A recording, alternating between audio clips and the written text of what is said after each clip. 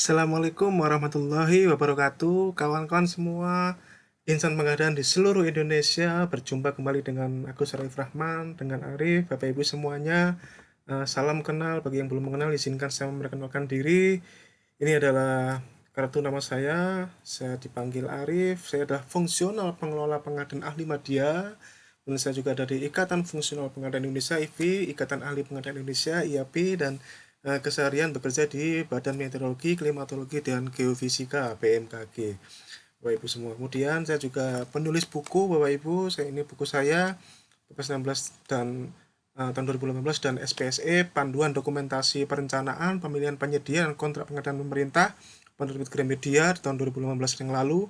Dan buku yang kedua adalah buku kerja pejabat pembuat komitmen versi Perpres 16 tahun 2018, penerbit Perenada Media. Kedua buku ini sudah ada di berbagai toko buku di Indonesia insya Allah ya, dan di berbagai online shop Anda tinggal searching, semuanya ada, baik di Shopee, Tokopedia, Bukalapak, ini insya Allah semuanya ada. Banyak toko yang menjual buku-buku saya Bapak Ibu semuanya. Nah, pada pertemuan video ini Bapak Ibu, ini akan cukup menarik Bapak Ibu.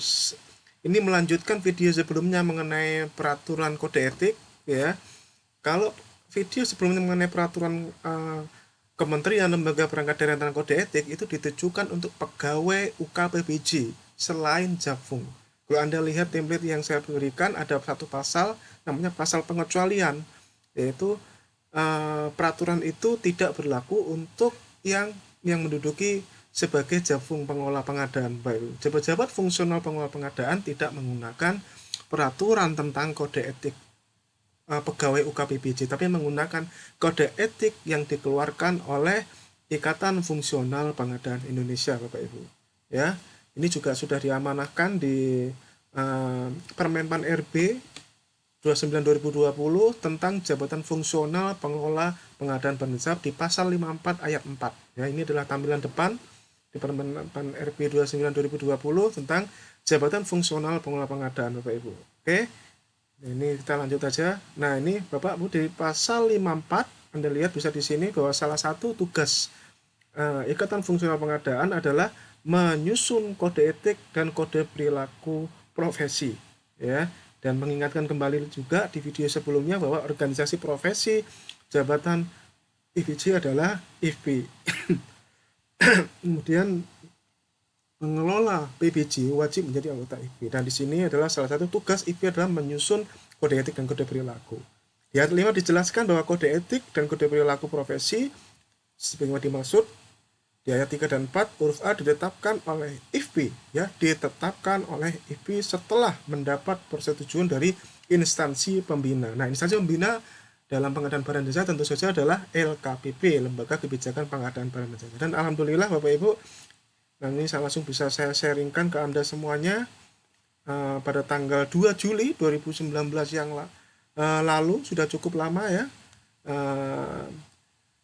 setelah melalui proses pembahasan yang cukup panjang Bapak Ibu, akhirnya kami mendapatkan surat ini dari Direktur Pengawas Profesi dan Kelembagaan waktu itu Pak Tatang Ustandar, memberikan yang ditujukan kepada Ketua Ikatan Fungsional Bapak Tri Wahyu Widodo saat ini, pada saat video ini direkam Bapak Ibu, bahwa LKPP menyampaikan persetujuan. Nah, ini ya surat dari Kepala LKPP Bapak Roni Dwi Susanto, bahwa sehubungan dengan draft keputusan bla bla bla, pada intinya adalah menyetujui ya, menyetujui kode etik dan kode perilaku itu ditetapkan oleh Ikatan Fungsional Pengadaan. Jadi perihalnya adalah persetujuan draft keputusan Dewan Pengurus Nasional IFPI.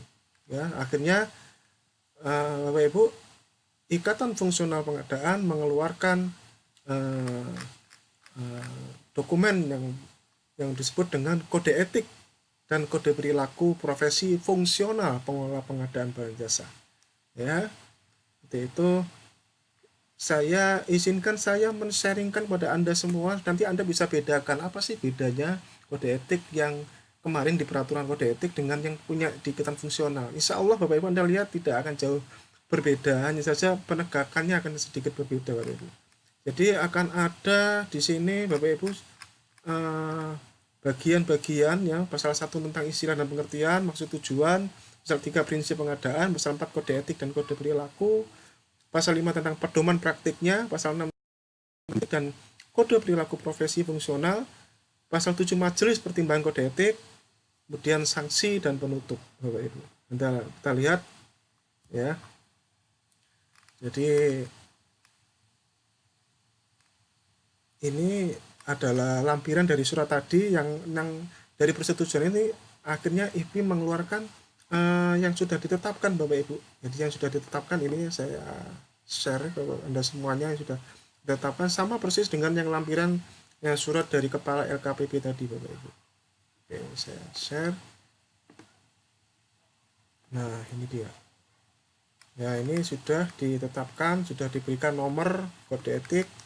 Itu insya Allah tidak berbeda ya. Jadi ini adalah keputusan Dewan Pengurus Nasional Ikatan Fungsional Pengadaan Indonesia nomor 1 tahun 2019 tentang kode etik dan kode perilaku profesi pengelola pengadaan barang jasa, dan ini mengikat kepada seluruh Jafung di seluruh Indonesia Bapak Ibu. Ya, mengikat di seluruh Jafung di Indonesia. Nah, ini kita bahas ya, menimbang bahwa dalam menjalankan profesi fungsional diperlukan adanya kode etik dan kode perilaku. Kemudian bahwa kode etik dan kode perilaku ini diperlukan untuk menjaga nilai-nilai profesionalisme, integritas, kejujuran, dan keadilan.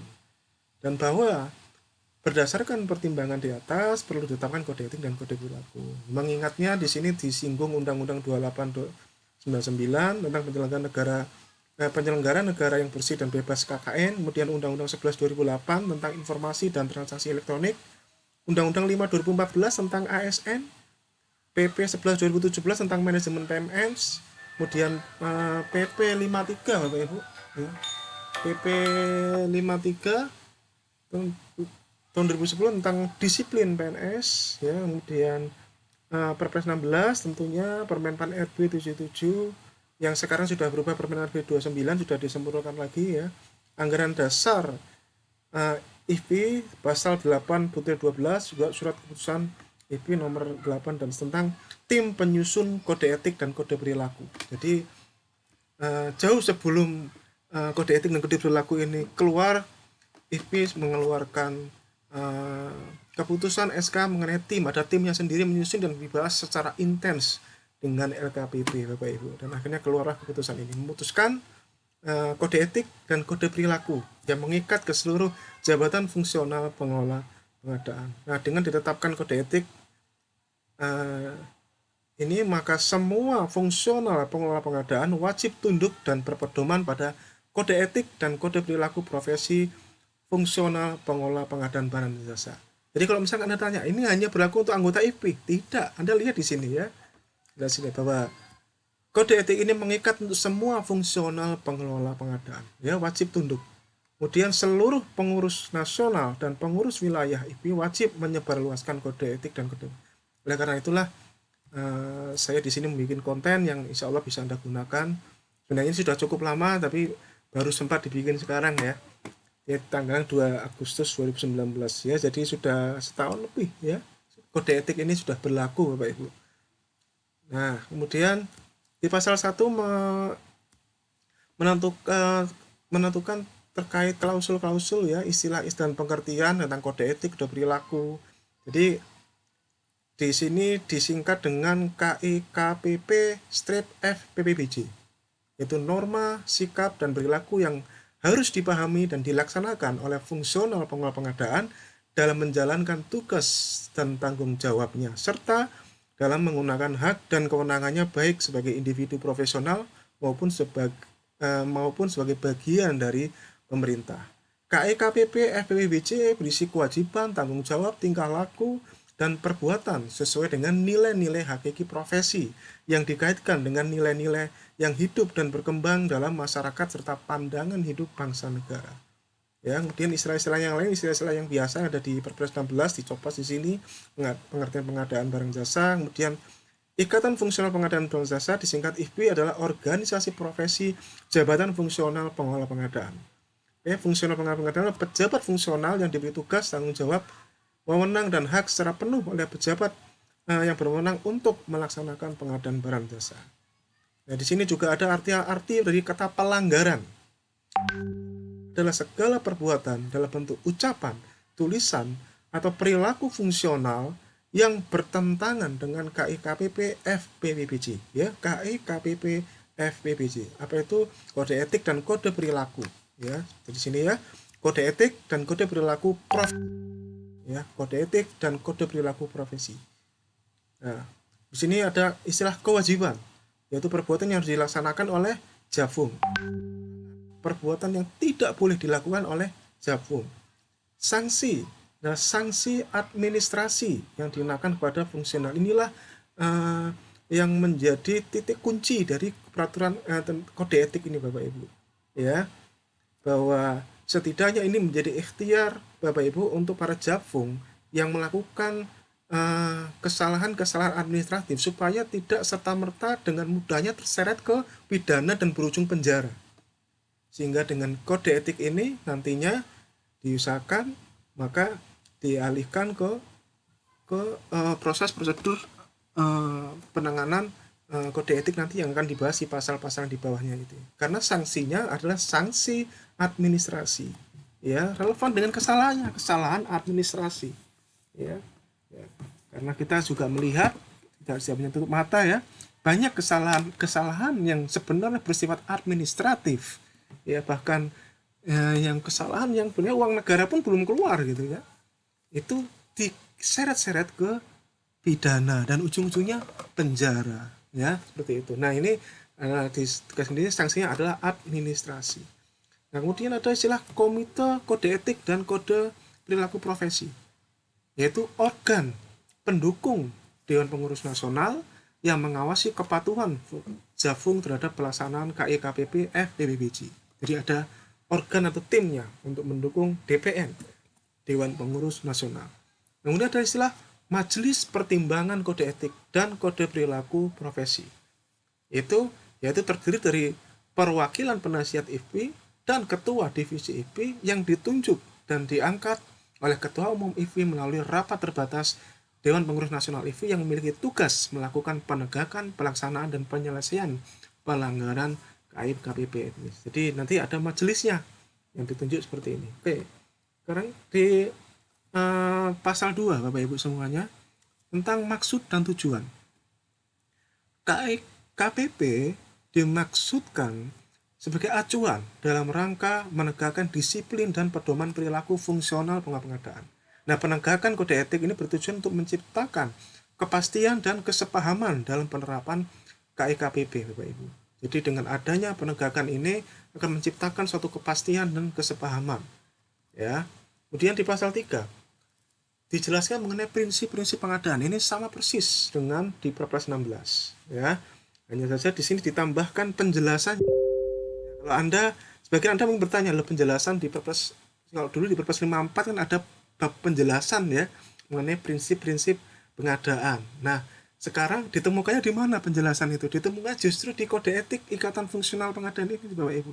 Di Kode Etik yang ada di sinilah ada penjelasan mengenai prinsip-prinsip pengadaan, ya, yang sudah disetujui oleh LKPP, ya, tentang efektif, efisien, transparan, dan seterusnya. Saya tidak bahas. Ya, prinsip-prinsip pengadaan. Oke. Kode etik dan kode perilaku profesi. Oke, KIKPP fungsional pengelola pengadaan. Nah, ini isinya adalah terdiri dari kewajiban, larangan, dan kode perilaku. Kita bahas. Ada A sampai H, A, B, C, D, E, F, G, H. 8 kewajiban yang dimaksud dengan kode etik di sini, yaitu melaksanakan. Dan ini Anda tahu mengambil dari mana, Bapak Ibu? Sebenarnya ini adalah ngambil dari pasal 7 Perpres 16. Anda cek aja. Ya, tidak jauh berbeda. Ya, bahkan sama persis. Ya, melaksanakan tugas tentang etika pengadaan, ya, pasal 7 Perpres 16 2018 membahas mengenai etika pengadaan, ditaruh di sini nih, di kode etik yang bagian kewajiban. Melaksanakan tugas secara tertib disertai rasa tanggung jawab untuk mencapai sasaran, kelancaran, dan ketepatan tujuan pengadaan barang jasa. Nah, B, bekerja secara profesional, mandiri, dan menjaga kerahasiaan informasi yang menurut sifatnya harus dirahasiakan untuk mencegah penyimpangan pengadaan barang jasa, Bapak Ibu. Ya, Anda bisa melihat Undang-Undang Keterbukaan Publik. Mungkin Anda bertanya, mana yang harus dirahasiakan, mana yang tidak. Kalau saya, seperti ada di video sebelumnya tentang peraturan kode etik, bagian yang Yang dibuka adalah apa yang tampil di SPSE tanpa login, ya. Yang tampil di SPSE tanpa login yang sudah pada tender, begitu tender atau pengadaan langsung, penunjukan langsung sudah selesai, kita bisa melihat siapa yang masukkan penawaran, menawarnya berapa, kalau dia gugur alasannya apa, berarti terus kalau negosiasi dapat harga berapa, pemenangnya siapa, alamatnya di mana, itu adalah informasi atau persyaratan kualifikasi, ya, itu adalah informasi-informasi yang boleh dibuka. Di luar itu menurut saya adalah bersifat rahasia, dan Anda bisa berdasarkan salah satu hal yang menurut saya harus jaga Anda rahasia adalah dokumen penawaran peserta. Apapun metode pemilihannya, Anda jaga rahasia, Pak. Itu dokumen punya perusahaan, Pak. Perusahaan lain. Entah dia menang, entah dia kalah, itu adalah dokumen rahasia. Bapak Ibu semuanya. Jadi artinya tidak disebar ke masyarakat, ya. Dan hal-hal yang lain kita bahas. Ini Anda harus jaga benar, profesional, mandiri, dan menjaga kerahasiaan informasi. Ini juga digunakan untuk uh, membackup Anda pada saat Anda misalkan uh, diminta suatu dokumen, ya, oleh pihak lain, ya, diminta suatu dokumen pihak lain yang menurut Anda itu memang harus dirahasiakan, sampaikan kode etik ini. Bapak, mohon maaf, saya adalah fungsional pengadaan, saya terikat oleh kode etik. Nah, Anda bawa ini Bapak Ibu, Anda bawa, Anda tunjukkan, Pak. Ya, di pasal 4 ayat 1 huruf B. Bekerja secara profesional, mandiri, dan menjaga kerahasiaan. Nah, ini dokumen bersifat rahasia, Pak. Mohon maaf, saya nggak bisa menyampaikan. Jadi Anda menolak menunjukkan itu ada dasarnya, bukan karena sekedar menolak. Seperti itu. Kalau memang itu sifatnya adalah dirahasiakan, ya, dan seterusnya seperti itu. Kita bisa diskusi lagi tentang hal ini. C. Tidak saling mempengaruhi, baik langsung maupun tidak langsung, yang berakibat persaingan usaha tidak sehat. Kalau Anda perhatikan Bapak Ibu, klausul tentang kewajiban ini sama persis. Klausul kewajiban dan larangan sama persis dengan template yang kemarin saya berikan untuk peraturan kepala, ya, peraturan lembaga KLD tentang kode etik pegawai UKPBJ. Saya samakan supaya selaras Bapak Ibu. Ya, jadi ini saya ambil, jadi sudah ada di video yang lain tentang ini. Ya, kemudian menerima dan bertanggung jawab atas segala keputusan yang ditetapkan sesuai dengan kesepakatan tertulis pihak terkait.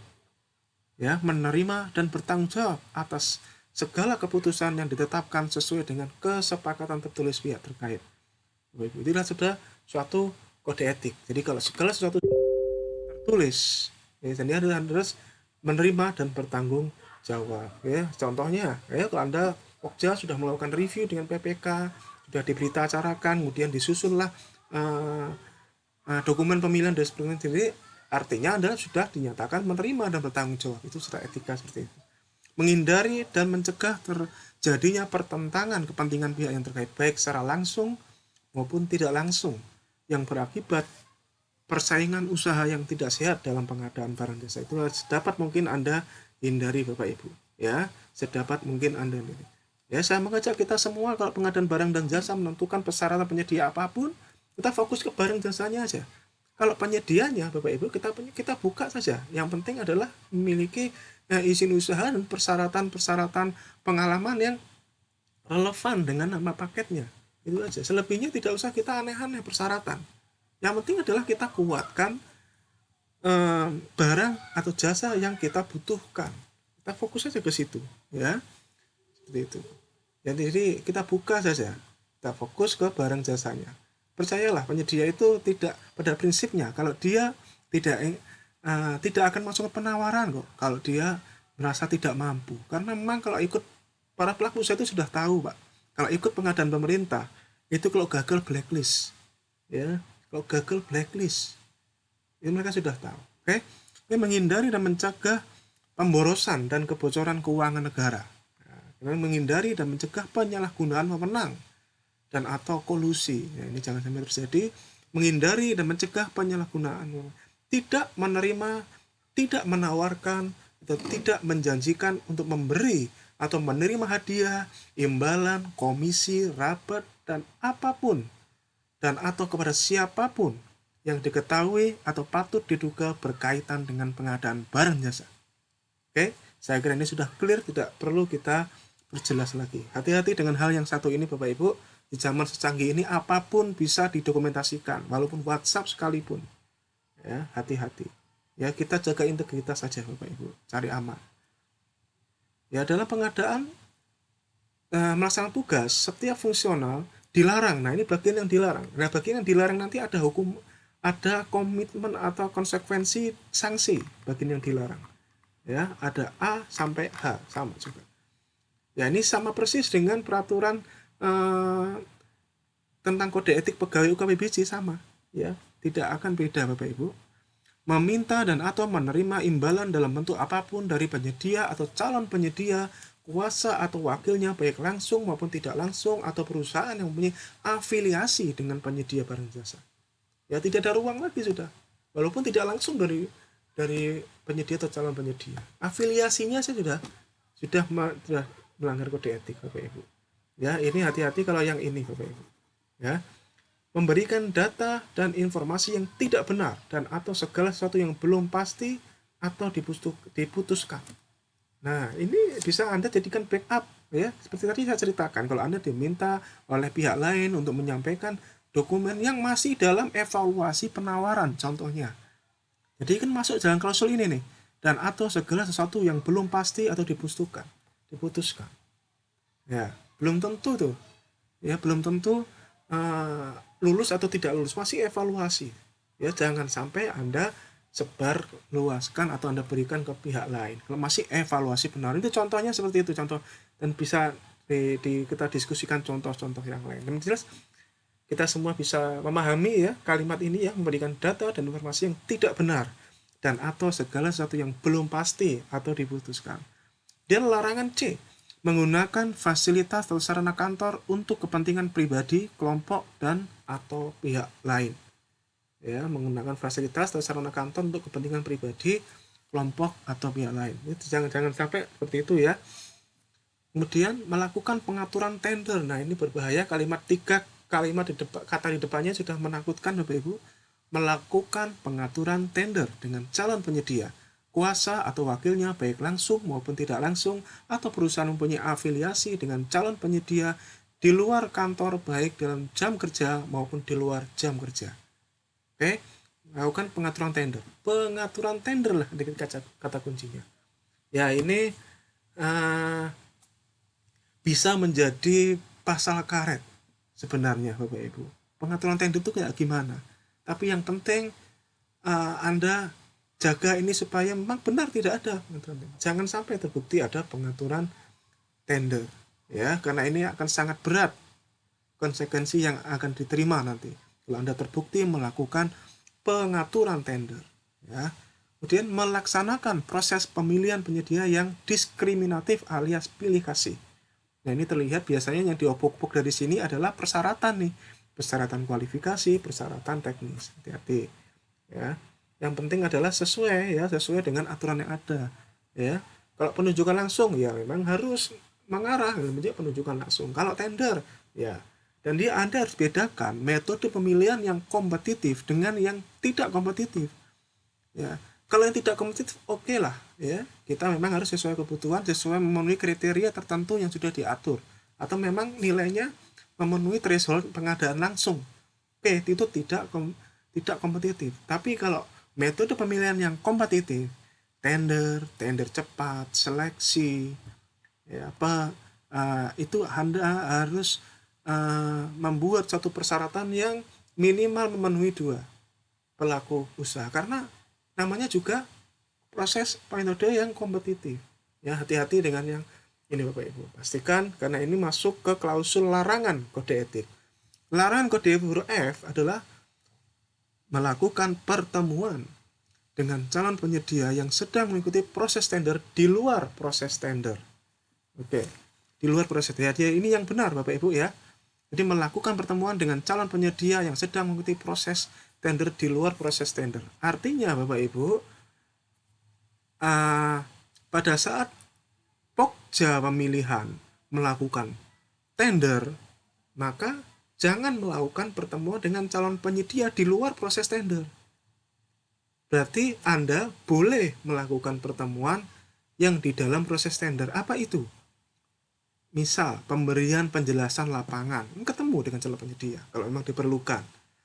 Ya, klarifikasi kualifikasi, klarifikasi teknis, klarifikasi harga, bisa ketemu ya, baik lewat Zoom, virtual meeting atau ketemu tatap muka. Pembuktian kualifikasi itu di dalam proses tender diatur dan terdokumentasi di SPSE kan ya, undangannya ada gitu kan. Kita kirim undangan bisa. Nah, kemudian negosiasi. Nah, itu kan harus ketemu. Masa negosiasi mau gak ketemu gimana? Ya, harus ketemu. Nah, itu adalah pertemuan dengan calon penyedia di dalam proses tender. Nah, yang dilarang di kode etik ini adalah yang di luar proses tender, Bapak Ibu. Ya. Dan Anda lakukan itu pada penyedia yang sedang mengikuti proses tender itu sendiri. Ya, seperti itu. Misalkan ada penyedia A, B, dan C. Kita ambil penyedia A, B, dan C. Penyedia A, B, Anda sedang menjadi pokja pemilihan penyedia A dan B. Maka penyedia A dan B ini Anda jangan ketemu di luar proses tender, di luar tadi ya, di luar pemberian penjelasan lapangan, di luar klarifikasi, pembuktian kualifikasi, negosiasi, di luar itu Anda jangan langsung ketemu. Nah, bagaimana? Terus misalkan secara tidak sengaja umpama ini ya, Anda berpapasan dengan penyedia C misalkan, tapi penyedia C ini tidak ikut proses tender, itu tidak melanggar kode etik karena penyedia C tidak sedang mengikuti proses tender ya, di tempat Anda sedang melakukan, Anda menjadi pokjanya. Bukan Anda bisa membedakan ya. Ya, seperti itu. Saya juga di video sebelumnya menyampaikan bukan hal yang tabu bertemu dengan penyedia, justru harus. Anda lihat saja di di di Perlem 9, bahwa di Perlem 19, di Perlem 9 di perencanaan pengadaan, di persiapan pengadaan, persiapan pemilihan, kita harus melakukan apa? Analisis pasar, memastikan ketersediaan pelaku usaha. Itu kita mau bagaimana caranya? Ya, kita bisa melakukan survei melalui daring, melalui luring, melalui online shop, atau melalui RFI. Itu harus ketemu, baik langsung maupun tidak langsung. Yang tidak mungkin kita beli kucing dalam karung. Yang penting adalah Anda melakukannya ini, Bapak Ibu. Ya, jangan melakukannya ini. Melakukan pertemuan dengan calon penyedia yang sedang mengikuti proses tender di luar proses tender. Kuncinya itu. Selebihnya Anda memang harus ketemu sebagai bagian dari analisis pasar, memastikan ketersediaan pelaku usaha. Anda lihat di Perlem 9, tugas Pokja malah memastikan ketersediaan pelaku usaha. Di PPK apalagi melakukan analisis pasar, wajib memastikan bahwa pasarnya ini ada barang jasanya ini. Ya, jadi seperti itu ya. Jadi ini yang dilarang ya. Jadi di luar ini tidak dilarang ketemu penyedia. Oke? Di luar yang tertulis di sini tidak dilarang. Ya, untuk ketemu penyedia. Ya, terkecuali kejadian yang di lain-lain, yang klausul yang lain. Contohnya klausul yang kita mau bahas nih, G. Melakukan tindak pidana korupsi, kolusi, nepotisme. Nah, ini lain cerita Bapak Ibu ya. Lain cerita. Ya, ada aliran dana. Nah, ini lain cerita. Ya.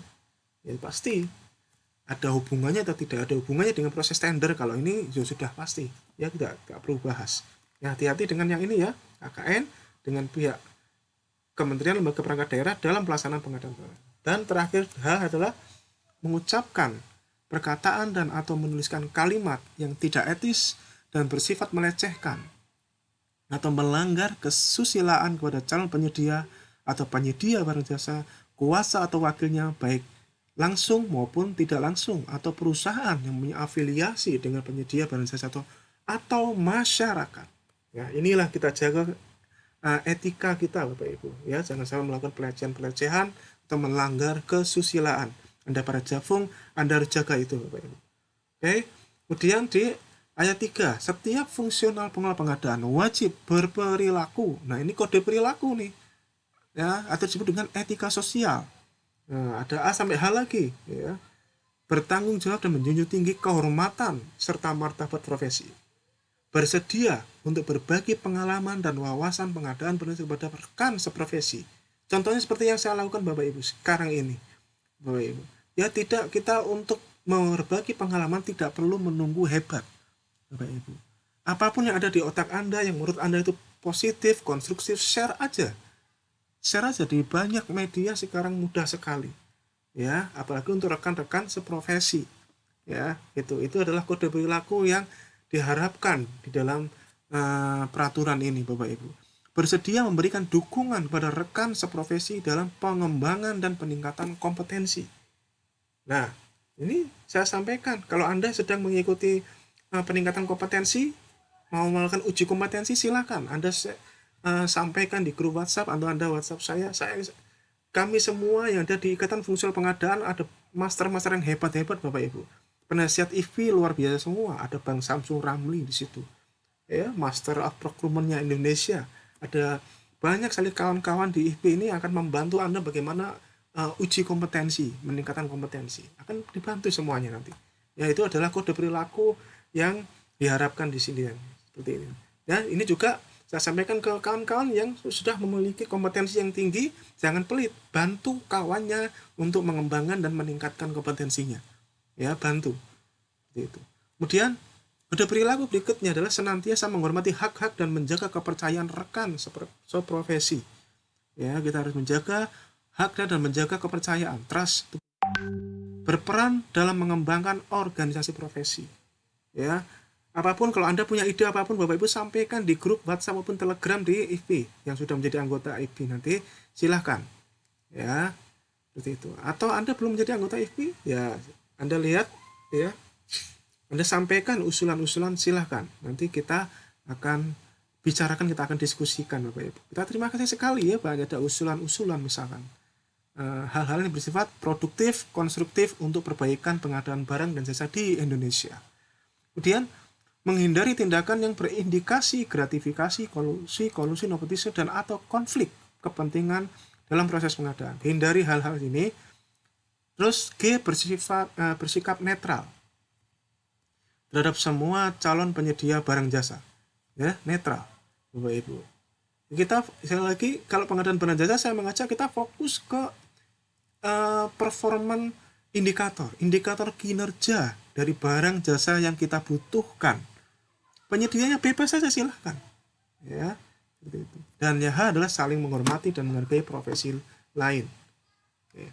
Nah, sekarang pasal 5 ini membahas mengenai pedoman praktiknya gimana? Pedoman praktiknya menerapkan 7 prinsip pengadaan tadi sudah sampaikan ya, berperan serta dalam mewujudkan ekosistem pengadaan yang berorientasi pada best practice pengadaan. 3, menciptakan dan memelihara hubungan antar sesama jafung di lingkungan kerja maupun di dalam hubungan keseluruhan. 4, memelihara, membina, dan meningkatkan mutu organisasi profesi sebagai sarana pengabdiannya. Dan 5, patuh pada peraturan perundangan terkait yang berlaku pada bidang pengadaan barang. Itu adalah pedoman praktik dan ini mengikat kepada seluruh jafung pengolah pengadaan barang jasa di seluruh Indonesia, baik anggota IFPI maupun bukan anggota IFPI. Oke, pasal 6. Komite Kode Etik dan Kode Perilaku. Di ayat 1 ditentukan bahwa Komite Kode Etik dan Kode Perilaku mempunyai tugas melaksanakan pemeriksaan, investigasi, dan melaporkan pelanggaran kode etik dan kode perilaku profesi pada Dewan Pengurus Nasional IFPI. Ya, komite ini bertugas untuk melaporkan kepada DPN IFPI.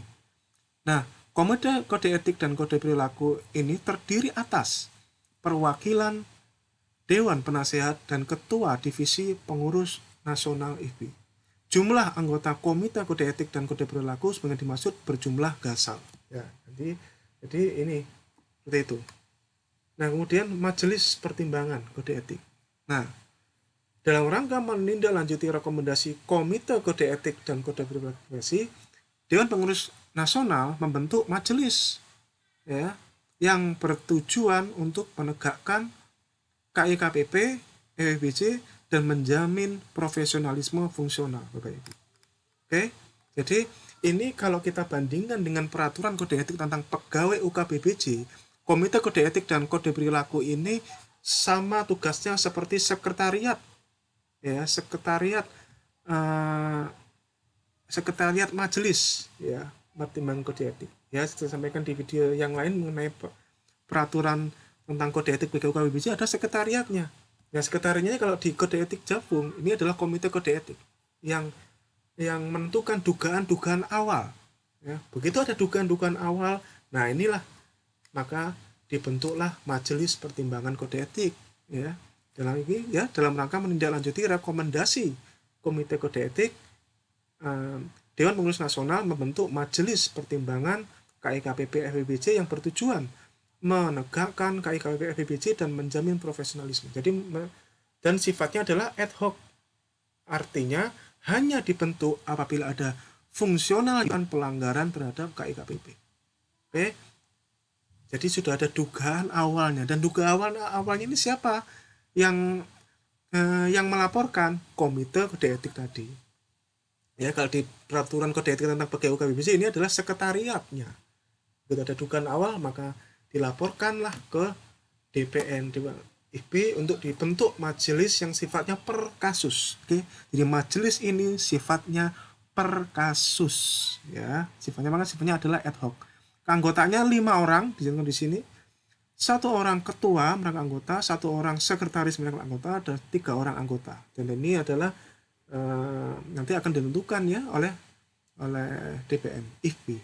Nah, jabatan dan pangkat anggota majelis pertimbangan tidak boleh lebih rendah dari jabatan dan pangkat fungsional yang diduga melanggar KIKPP. Ya, jadi jabatannya harus di atasnya semua. Jadi kalau yang terperiksa nanti itu adalah ya golongannya 4A, maka anggota majelis adalah minimal 4B. Kalau terperiksanya minimal 3, golongannya 3D, maka anggota majelis minimal adalah 4A ke atas, dan seterusnya. Majelis mengambil keputusan setelah memanggil dan memeriksa fungsional yang diduga melanggar. Keputusan dimaksud diambil secara musyawarah mufakat. Dalam hal musyawarah tidak mencari mufakat, maka keputusan diambil dengan pemungutan suara, ya. Jadi makanya itu tujuannya berjumlah gasal tadi itu ya. Nah, majelis dapat mendengar keterangan pejabat lain atau pihak lain yang dianggap perlu. Jadi seperti pengadilan, versi pengadilan etik ya, sama kayak di profesi yang lain, bahkan di tentara, di kepolisian juga sama ya. Ada majelis etik seperti ini. Jadi bisa manggil pemberi keterangan ahli dari manapun yang dianggap perlu. Nah, keputusan majelis bersifat final dan tidak dapat diganggu gugat. Jadi tidak ada banding ya, sama dengan peraturan kode etik tentang pegawai UKBPJ ya, sama. Keputusannya bersifat final dan tidak dapat diganggu gugat. Nah, sekarang pasal 8 tentang sanksinya. Bagaimana sanksinya?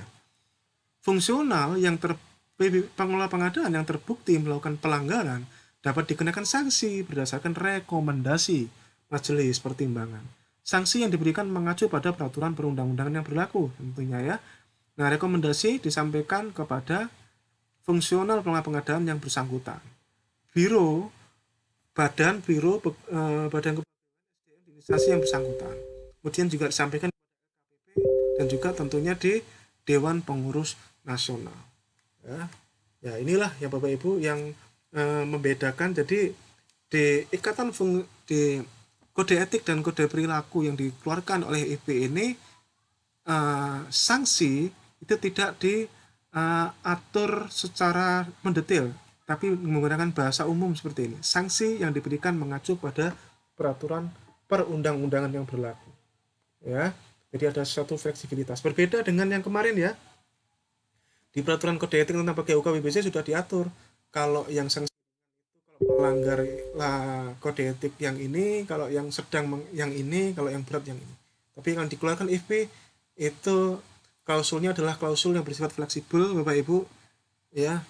Sanksi itu sangat tergantung dari peraturan perundang-undangan berlaku. Jadi seperti itu kebijakan yang ada di sini. Jadi sangat fleksibel, nanti tergantung dari majelisnya ya, tergantung dari tingkat kesalahannya.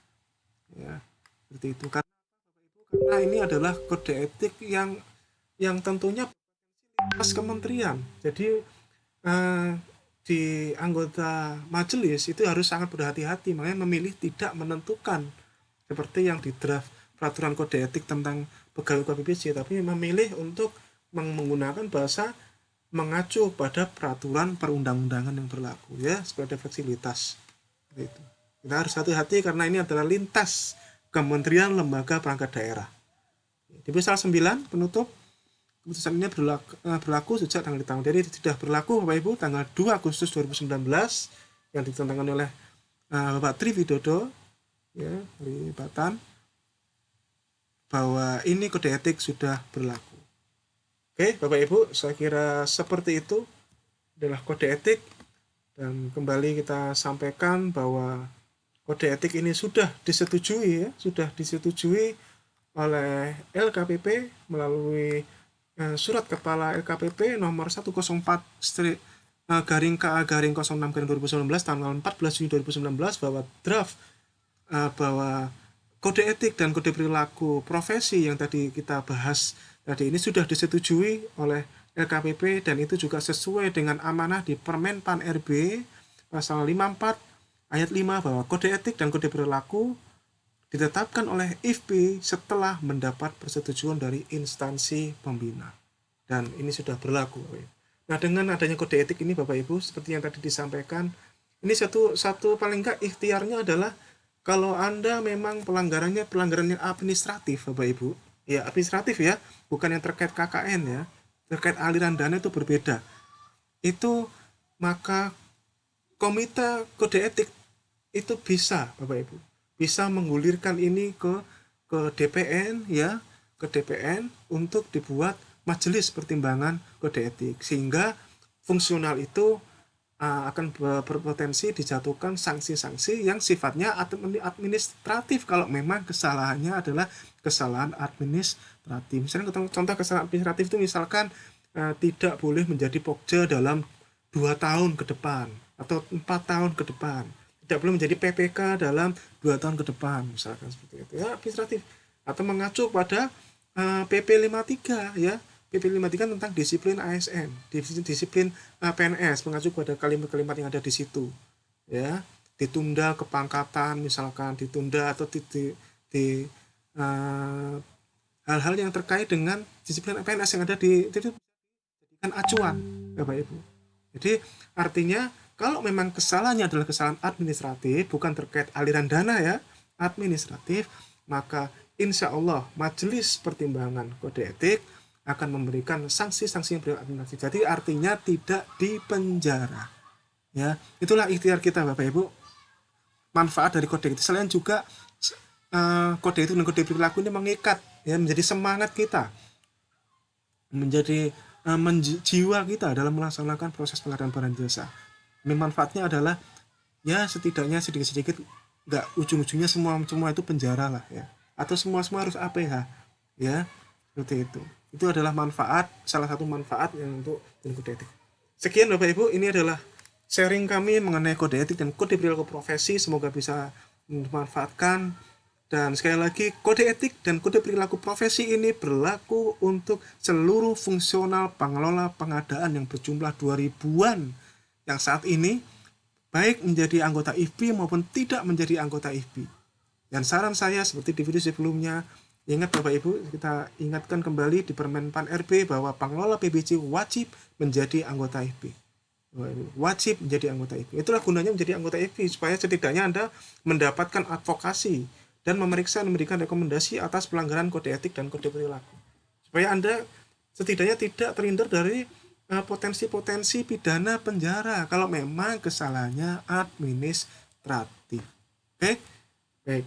Semoga bisa bermanfaat. Sukses buat kita semuanya, Bapak Ibu semuanya. Sukses. Semoga kita segera diangkat dari pandemi COVID-19 ini, Bapak Ibu. Kita bisa bersilaturahmi antara seluruh fungsional pengelola pengadaan, ketemu langsung dan bisa saling diskusi lagi. Terima kasih. Assalamualaikum warahmatullahi wabarakatuh. Salam pengadaan.